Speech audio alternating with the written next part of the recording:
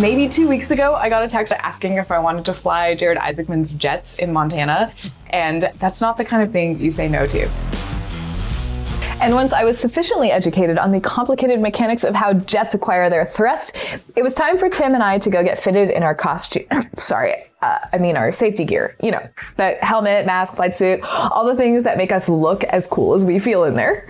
And then we went out to the flight line to watch the flight before us take off and just imagine how great it was going to be. You ready to fly? You and me, Tim, Dad!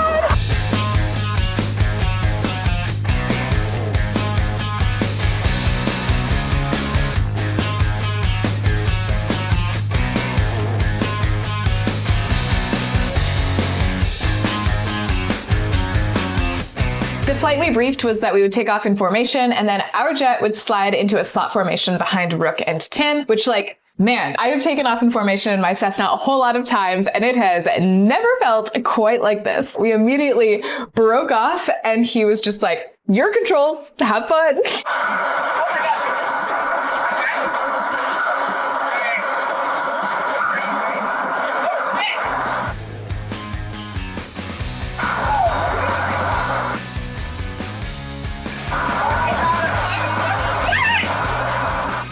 And at this point, with 15, 20 seconds on the controls, as you've seen, Storker was just like, you should try an aileron roll.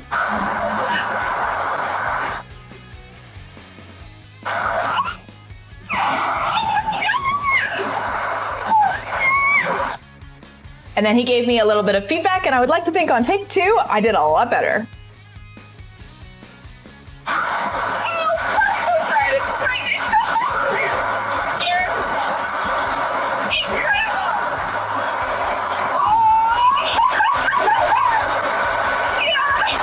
And once I was done having my fun, Storker took controls back, pulled a bunch of G's, and went over to rejoin formation. Let's land, and then let's celebrate and debrief.